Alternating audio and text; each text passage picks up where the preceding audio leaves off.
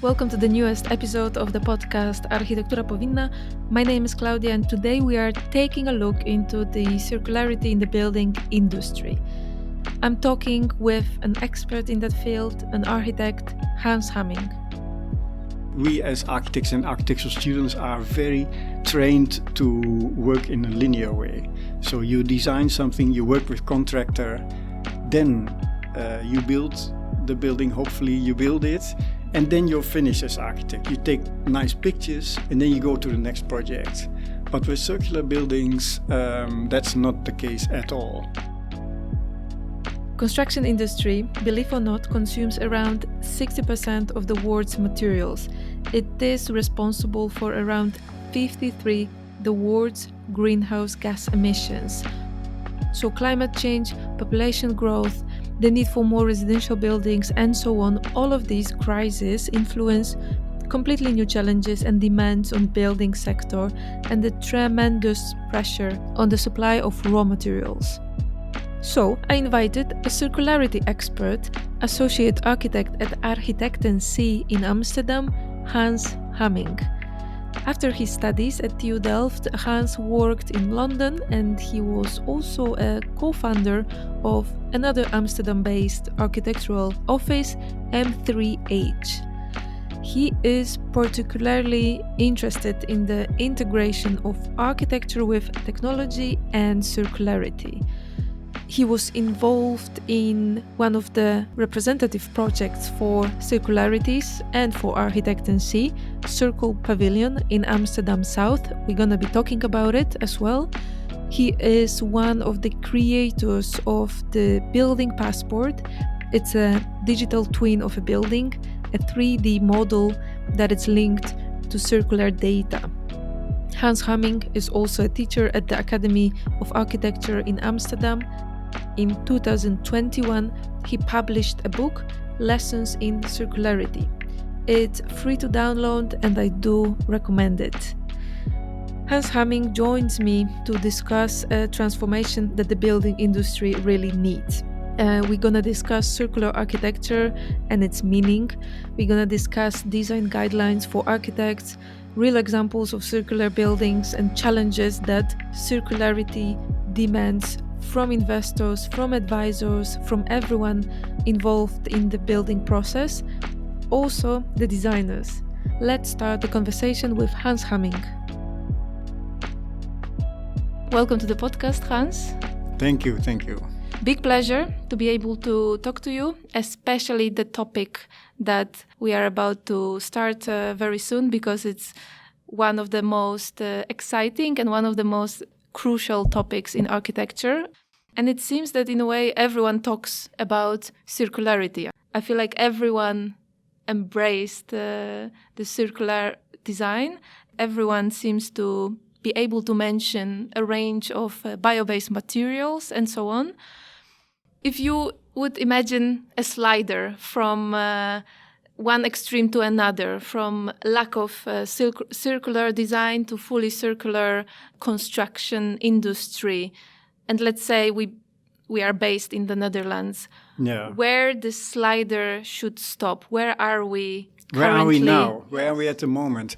I think it's also interesting then to refer a bit to scientist Jan Rotmans, who has developed ideas about transition as such, because we're talking about transition from a traditional way of building to circular way of building. It is not simply replacing one material with another, but it is a deeper change. And in transition, you start with pioneers, people who are really willing to do this and start whatever difficulties there are with small projects. And then things are scaling up. And then there's an interesting point where either you succeed or it fails completely and you get chaos. I think we are a bit in the Netherlands at the phase of scaling up a bit, to my experience. About 7-8 years ago, I think I was one of pioneers of circularity in architecture. And since then, we have been doing at a first more smaller circular projects, but in our work we are scaling up now a bit. So it's not an experimental approach anymore? No. But not the standard? That's true. It's in between. It's kind of in between. And I think we are past the phase of only experiments. And I think that's really a good thing, because an experiment is also an exception, an innocent thing. And the idea is that it is really going to be implemented on large scale. Yeah. But then if we want to push the industry further and further, what are the biggest challenges that we are heading to? I think the biggest, there are a few challenges, and the first one is money, because at the moment to design and build in a circular way is more expensive than in a conventional way. So if there are no other reasons for client to build in circular, he will not do it, because there is no business case. And to be honest, I fully understand that. But I can talk only about the Dutch situation. In the Netherlands, the government and especially municipalities, when they start tenders, they require designs from the participating teams that are very, very circular. So when you win this tender, you've made the promise to deliver a circular design plus building, and the municipality after that keeps you to that promise. So rules of the government are a reason for clients to build a circular design. But I'm also working now on a smaller building, a rowing club building in Delft for students. And in this case, the client is really of the next generation. The client is generally, they are 20, 22 years old.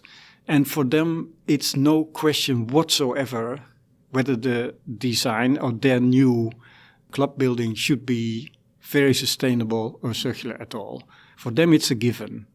And we are now at a stage in the design where, as with other projects, the costs are rising, and they're rising a bit above their budgets, but they are willing to make the building a bit smaller to allow for instance, a wooden structure. Yeah.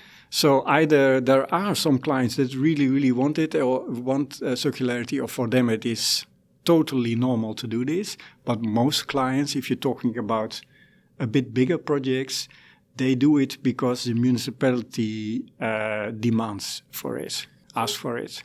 Well, it's always good to try to push this idea bottom up, but it makes more sense. It's just way more strict when there is top bottom, that there is a legislation. Yes. And demands from municipality pushing the clients, the designers, everyone in the process. But before we will go back to the business model and talking about the clients and the project process, when we talk about circular building, what are we actually talking about? And another question, can the building be 100% circular? I think that's a really good question, because as you said before, it is a topic that interests many people. There's also a bit of confusion about what circularity actually is. And to my opinion, circularity is thinking about the long term of a project. It is about protecting resources, protecting the environment, protecting the existing buildings that are already there, and protecting sources of energy. And protecting the environment, I think climate change is really related to circularity, because we are producing too much CO2. The climate gets warmer, and we really have to stop that. And we already are noticing that in this summer in Europe, seriously. So it is about protecting the resources, and it is relevant for building industry because we use about 40% of all the available materials, and we also produce about 40% of all the waste as the building industry. So if we change a little bit, it makes great impact. And what does it mean in reality? That you, as a designer, you focus, I think, mainly on a few things. One is do not use fossil energy sources anymore for heating and cooling of your building. be very careful about the CO2 footprint that you make with all the materials and the use of your building. Take great care in selecting the materials, as little as possible, and select the right materials. Use as a preference used materials or use materials that can be reused in the future. And there is a possibility of a circular business model. The business model is can be a bit different than conventional.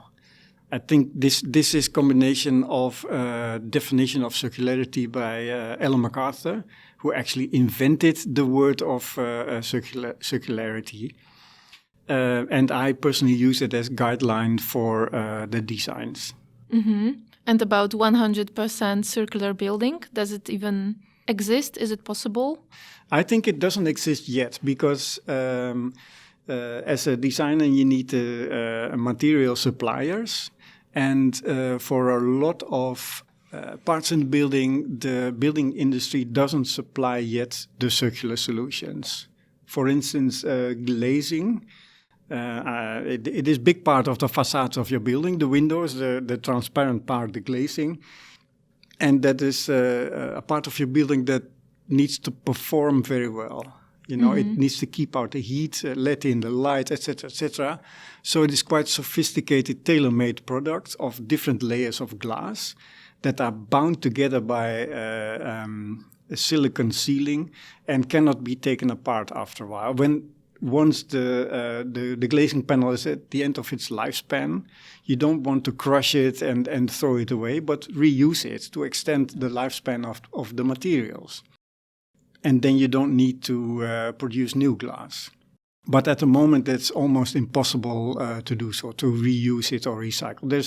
There's upcoming parts of the industry that can provide it now. Mm-hmm. But 8 years ago, when I was working on my first circular project, it was totally no-go. So the percentage is getting closer and closer to the 100%, but it is not there yet. Maybe then we should describe the building in the percentage, like in what percentage is it circular or not? Because I feel like in architectural marketing is used a lot. So everyone is designing circular buildings, but in what percentage is circular, that should be another question that we should address to the designers or the clients. You mentioned that you worked on a very circular building. In the times that was not, the idea of circularity was not that widespread. Are you talking about the project during your studies, or are you talking about CIRCL Pavilion designed by Architekten Cie? I think both. Starting with study, I mean, during my studies at TU Delft, I entered the competition for a temporary building in Almere, in the center of the Netherlands. And to my surprise, I was one of the winners of the competition. And for this temporary house, I used materials. I designed it in such a way that after the period I was allowed to build that house there, it could be taken apart and put on another place. And I used a lot of bio-based materials. But at that time, we're talking about the previous century, in the 80s and 90s, the word circularity didn't exist at all. But I used my kind of gut feeling. Intuition. And I also was driven by my minimal budget because I was still a student. I didn't have any money. So I asked contractors if they had any leftover used materials. But on hindsight, this house is a very circular building. I managed to build it, and the idea was that it would last for 5 years, but it's still there. It's still there, so the temporary turned out to be much longer than expected. That's also another maybe misleading conception, that circularity is frequently connected with temporary. What's your intake on that? Yeah, I think that should not be the case at all. I mean, if you talk about buildings that you normally use, you talk about either an office building or housing. We are now currently working on projects to make those circular. So Circularity is about normal projects that last 50, 100, 200 years or so, whatever. Not only temporary buildings, not at all. The thing is, a temporary building by itself is already designed for disassembly, because you're thinking about not only the lifespan and the use of the building, but also the period after that. But that should also be the case with buildings that last for 50 years, if they are circular. And that's for architects a change in thinking, that you do not only think about how to assemble the building, design the building and working closely with a contractor to actually build it, but you also have to think about the moment where your building is going to be changed, repaired, but eventually also demolished. But you don't use the word demolished, but you use the word disassembled. Yeah, and that should already start a change in a way of thinking. And I still feel that among designers, architects, it's still quite rare to think about how you're gonna dismantle your building, especially in the design process. I mean, you didn't even build that structure, and you should already think about how to demolish it, dismantle it. How come, right? And maybe another thought that architects like to keep is that we are designing sort of the building forever, that the lifespan is unlimited in a way, that it should be a building that stands in the context as long as possible. So how shall we approach this idea of changing the way how designers think? Yeah, and if you look at it a bit more philosophically, I think it has to do with that, not on a conscious way, but a subconscious. You think that you are the center of the building process as architects. But I think that's not the case. I think the materials and the components, they are at the center of the building process. And you are allowed as architect to use them.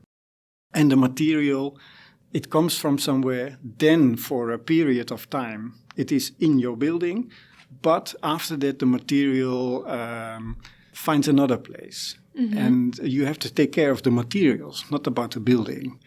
The building is a collection of materials, and the materials should be at the center of your attention, and you are allowed to use them.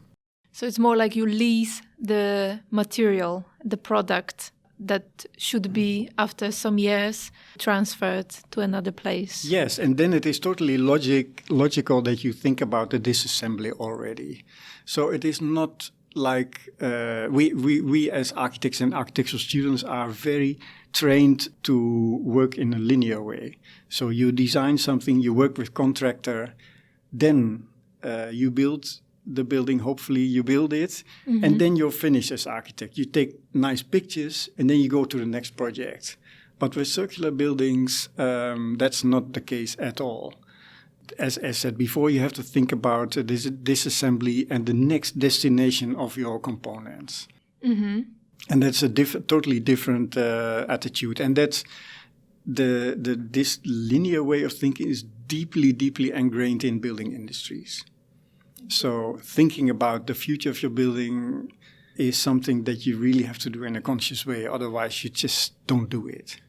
Another project that impacted a lot your perception on circularity is the CIRCL Pavilion in Amsterdam Zuid, in sort of business district that now it's also being transformed into more residential and mixed area. Could you explain a little bit the process of that project and the design solutions? Yeah, CIRCL Pavilion it was for us crucial and very important project. And it is a pavilion for an international bank based in the Netherlands, ABN AMRO. And in 2015, they approached us and they wanted us to design, next to their headquarters in the Zuidas in Amsterdam, in this business district, they wanted us to design a pavilion for them with meeting space, with multifunctional space and catering with the restaurant. And they wanted a design that would fit to the architecture and feeling of their existing corporate headquarters. So we designed for them a corporate pavilion. But at that time, the client was changing a bit, and they asked at a certain stage if the design could be a bit more sustainable. And I personally was very happy with that question because I wanted that from the beginning, but just couldn't do it because the client wasn't interested. But at the moment, they became interested in that topic. And we changed a lot of materials in the building, different cladding, triple glazing instead of double glazing, etc. But there was a limit to the design. And at a certain moment, the client asked this question again and again. They wanted it much more sustainable. And at a certain moment, I had to tell them, I'm sorry, but the design doesn't allow for it. And then the client... It seems like completely opposite universe of architectural world, that it's the client pushing the designers, please make it more sustainable. Well, I personally was very happy with this question because I wanted that from the beginning. But you're absolutely right. This was quite a special, exceptional client. And after a while, the client wasn't happy with our answer and they stopped the process. And they said, this is going not in a good direction, we stop it.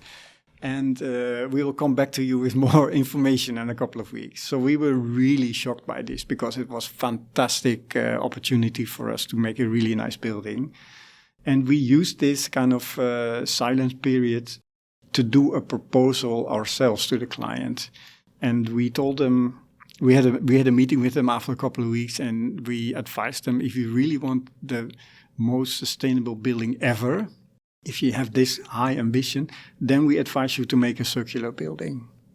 So mind you, this was 2016 and circularity was not a widespread topic yet.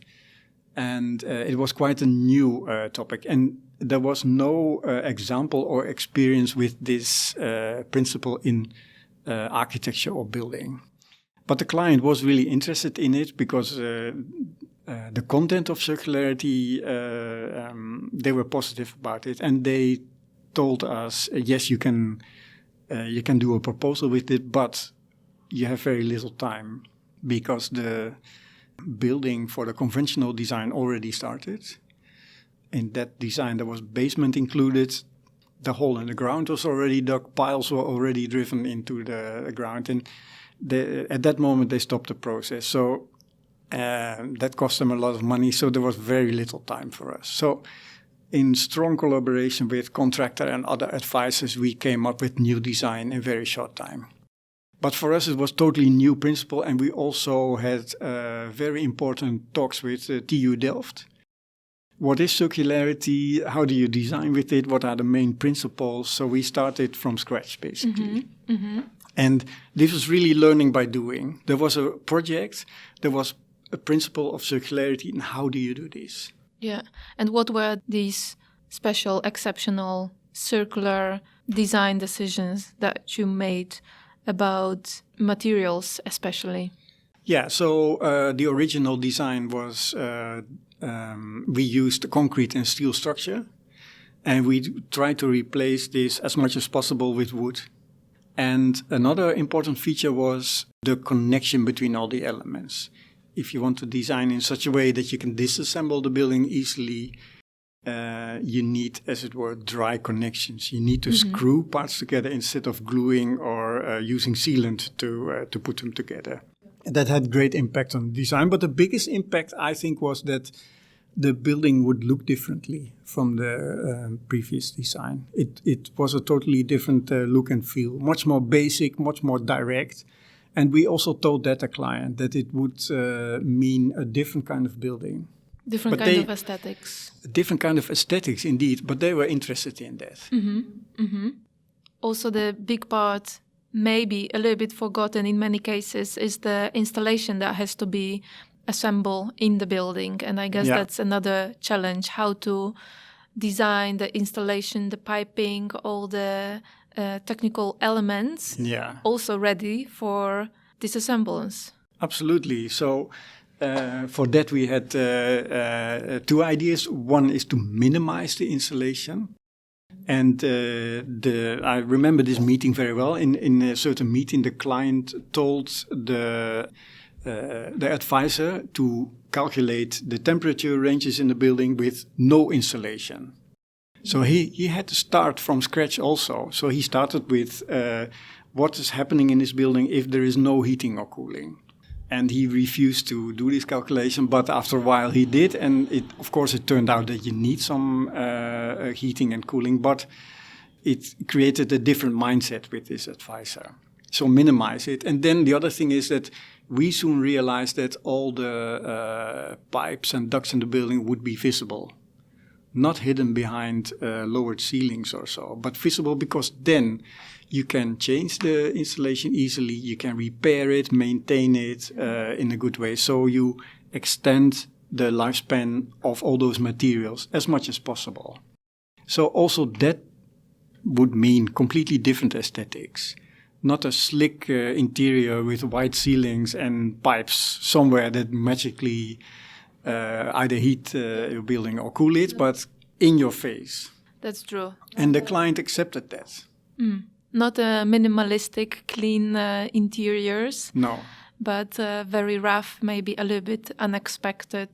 Yeah, that's also interesting how the aesthetics, how the new aesthetics is linked to a circular design. And I'm curious then if the definition of the good-looking building is changing towards the building that clearly states the circularity. Maybe that's a bit of a new definition of good aesthetics in architecture.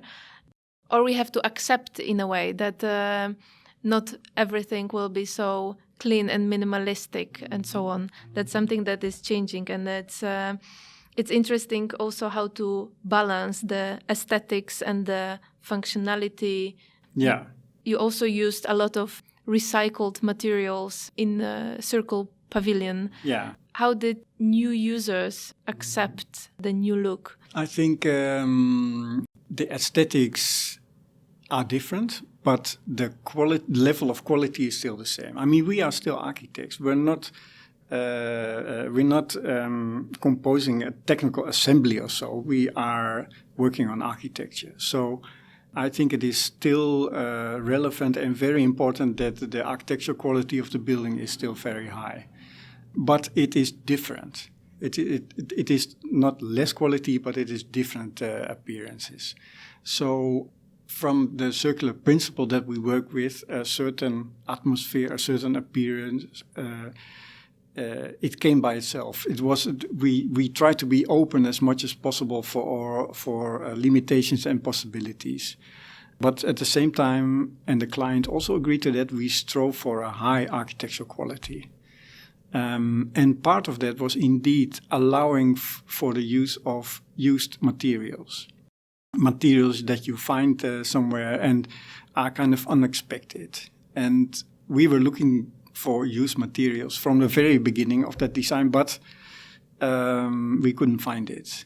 At that time, there were no companies that would deliver used materials on quite a large scale. CIRCL is a building of 3,000 square meters, and we were looking for used wooden flooring, 1,200 square meters. Mm-hmm. And you can find on eBay 100 square meters or so, but that's not enough. But at a certain moment, quite late in the building phase, a startup emerged, and he promised us that he could deliver us used materials on a quite large scale. And he said, okay, give me a little bit of time. I'll give you a phone call. And then we tried to find something. And after a couple of weeks, he phoned me, and I had to come to a warehouse in the south of Netherlands. And arriving there, I saw a pile of brown, dusty, damaged windows. And they didn't look attractive at all. But I said, what the heck? Do you want to be circular or not? So I accepted it on the spot and tried to make the best of it. And we included them in the building as partitions between meeting spaces and a communal space. And aesthetically, we didn't touch them at all. So we repaired the biggest dents, etc. But they were still brown and on one side and quite rough. And to my surprise, a lot of users actually liked that rough quality. So it was quite an interesting lesson how to incorporate these used materials.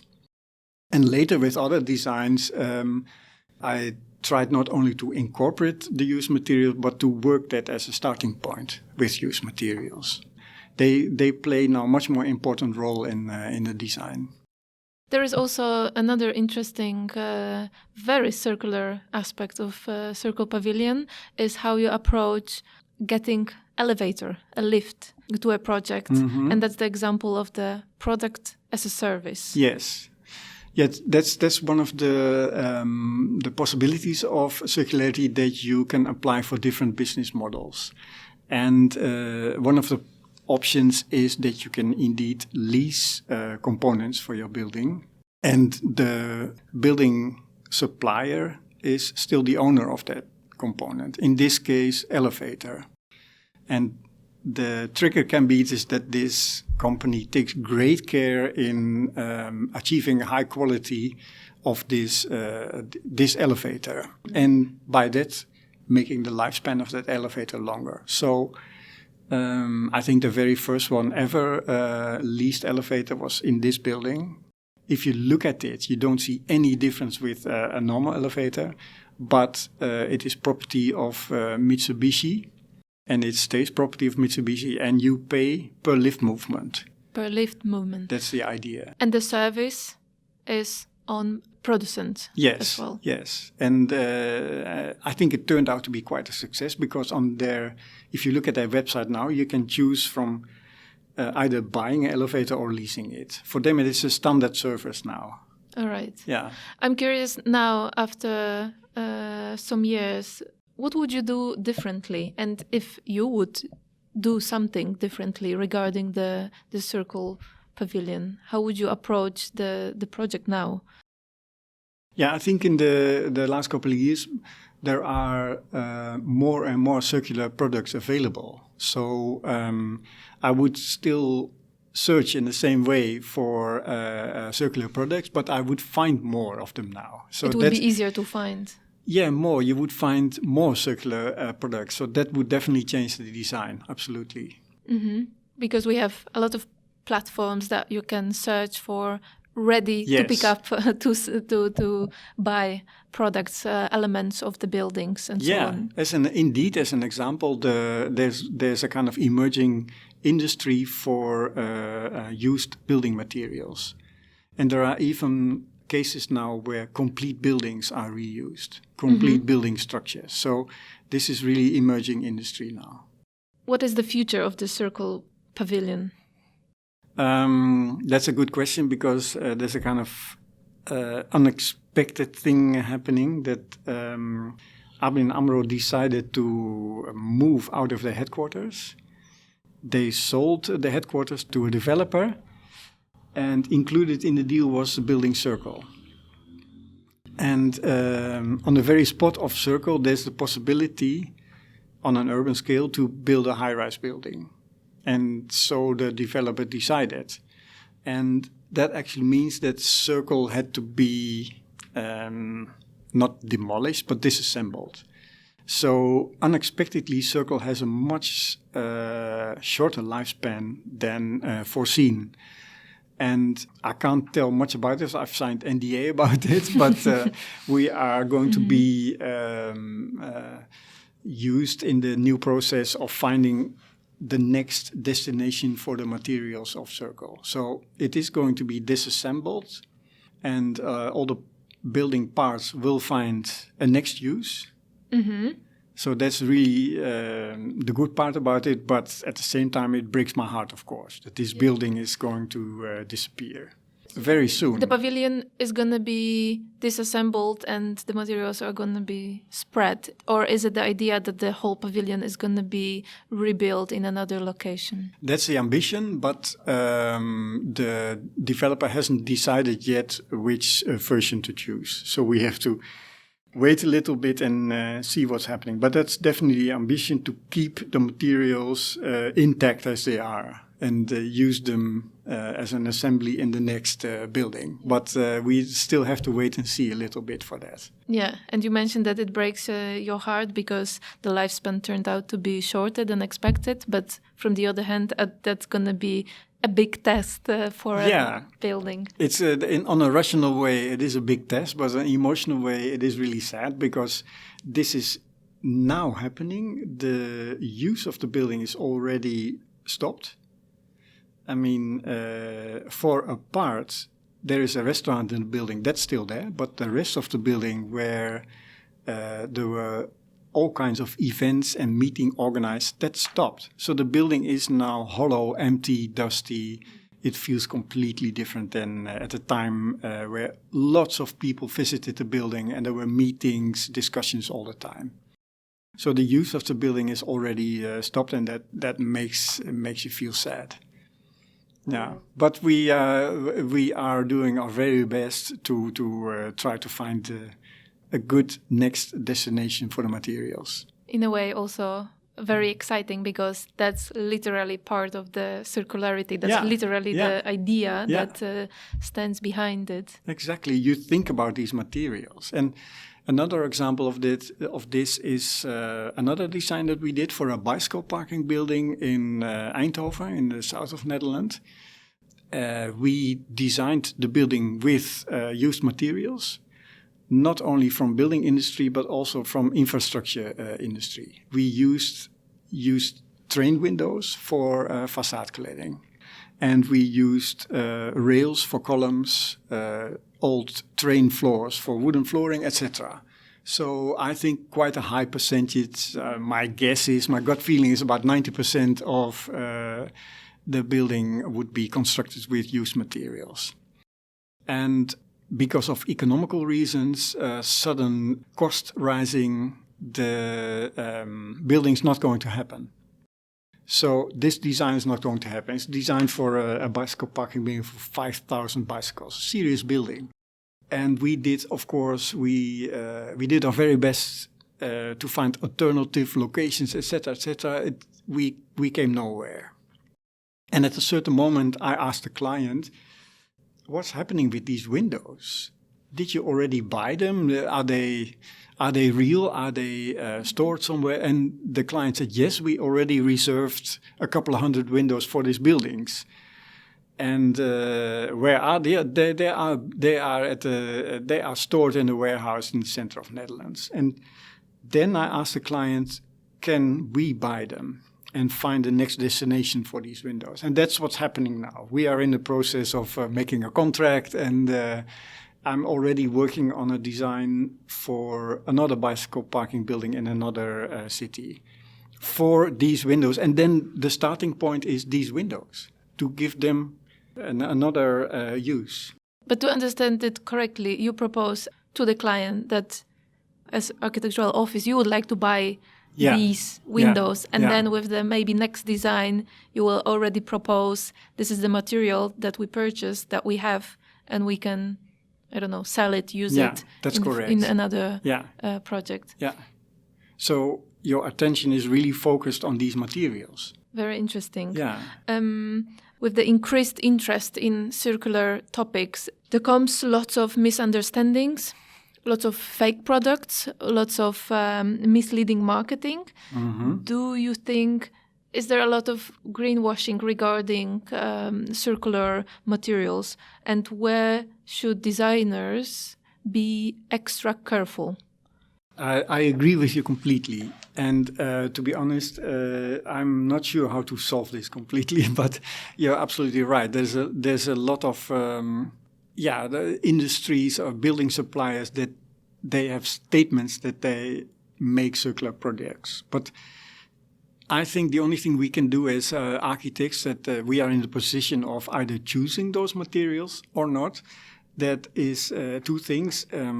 Be up to date with knowledge about circularity and how to design with it. So try to find the knowledge about this. And then secondly, be very critical in choosing the materials.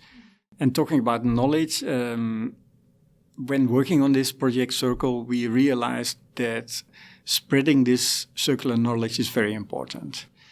And not only the designer, but also the client, the contractor, all the other advisors, they also have to be up to date with circular knowledge.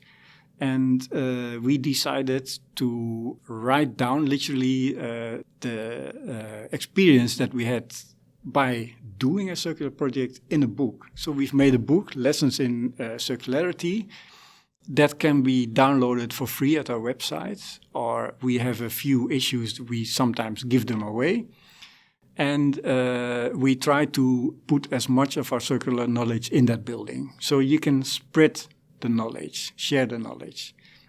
And at the moment, we're even working on a Korean English edition, because we were approached by Korean clients that they also were interested in this information.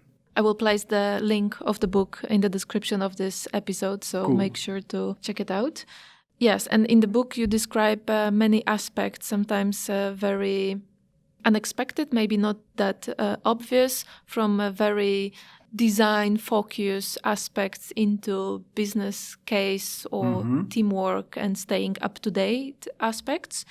And coming back to the business model, because I understand that in the CIRCL Pavilion, that was really an exceptional client that pushed the designers towards the more circular design. But in many cases, it's a bit the other way around. Did you meet in the past a lot of skepticism and lack of understanding from the clients when proposing a circular design to them? Of course, all the time. And, how do you approach it then? With different ways. Being positive all the time, seeing opportunities, telling clients that sometimes circular approaches are possible within budget. For instance, the bicycle parking building, it was designed within the budget of the client, but unfortunately after that the price of the contractor was too high. But sometimes it is within budget, but in most cases it's more expensive. But important thing is that government regulation is really going towards much more sustainable and circular demands. And if the client wants to be ready for future, it is interesting for them to already practice, as it were, at this moment with a circular design, a circular building. And there's actually a number of clients that is interested in that. They have the vision that circularity is definitely going to happen. It's coming. It's not fashion. It's going to stay. And you better get used to it, better work with it now already. There are clients that have this vision. And we share this vision, of course. And there is the example of this rowing club building in Delft, where the upcoming younger generation, for them, it's no question whatsoever. So circularity is going to stay. You better get used to it and work with it.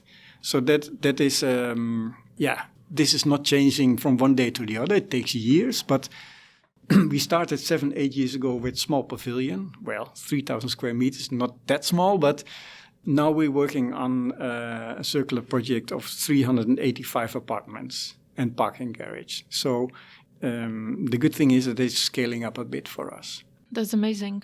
But what would you advise designers when approaching the client and presenting the design? But more in terms of the process is a bit different. If you don't know what are the materials that are available on the market, how can you make the first sketch design? How can you really design the building when you are not sure what the materials will be available in 2 years when the building is going to be constructed? Yeah. Do you want to buy it in the beginning and store it for 2 years? That's not very financially attractive. How this design process change when we want to do a circular design? As an example, I could maybe tell a bit about a project that we're doing for a Japanese client. We are circular advisors for a client that wants to build a big project in Tokyo. They wanted this project to be as circular as possible. So what we did, we explained to them firstly about all the advantages of circularity. So if you design a circular building, it is future-proof. It can adapt changes in the future. So if client has a long-term interest in projects, if they're not only developing but also are the owner of the building, then for them it's totally interesting that they don't have to demolish the building after 20 years, but the building can adapt to future changes. So it is about value. And also you can explain to a client that circular building is going to be mind-blowing in Tokyo. Nobody has done that before, so you will attract a lot of attention for your project. Mm-hmm. And your building will be interesting for the new generation. Mm-hmm. So a bit of a marketing approach as well, and the storytelling. Absolutely. Hopefully this is the way the client thinks, and we try to communicate with that. So to show the client the advantages of this circular approach, mm-hmm. and also minimizing the use of fossil energy can save him a lot of money. Indeed, you need a bit more investment in the beginning, but at the long term you save a lot of money. So we try to gather as much as advantages as possible and tell the client. But that's also the approach when the client will be also the owner of the building. Yeah. And usually in housing design, when we are talking about scaling up, that's a different case. How would you approach the big scale housing design and place it in a circular concept? We also have, as Architekten Cie, we have a business department, and I have colleagues that are specialized in business cases, and I ask them for help to advise the client about the business case. So if client is developer and his commitment to the building stops at the moment where it is finished, then we still try to advise the developer how to make a good business case. Either that this developer can ask more money from the corporation that will use the building, or other possibilities. So circularity is also about financial business case, definitely. If you don't think about that, then it will not happen. It's an important part of our work. But I want to state what I said before. Circularity is not only a technical financial topic, it is architectural topic too. Are you able to say what is one of the toughest aspects to implement in the design? Which part of the design process is still quite difficult, or one of the aspects? I can imagine there are a lot of challenges in the whole process, but that's difficult to choose because there's indeed quite a few challenges.